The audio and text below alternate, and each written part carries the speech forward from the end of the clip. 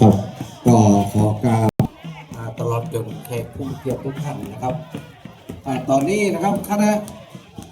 พระป่าสามเมื่อกี้หรือว่าพระป่าสูงอายุนะครับขบวนผู้สูงอายุนะครับก็พระพุทธรูปนะครับ แต่ละหมู่บ้านก็ได้มาถึงวัดเมืองกาญเรียบร้อยแล้วนะครับต่อไปเราจะได้ขอเรียนเชิญตามพิธีกรนะครับก็ขอเรียนเชิญคุณอภิวัตรคัดสงครามนะครับสมาชิกรองประธานสภาองค์การบริหารส่วนตำบลสีกั้มนะครับได้มาเป็นพิธีกร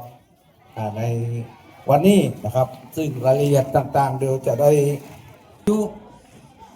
วันจันทร์ที่13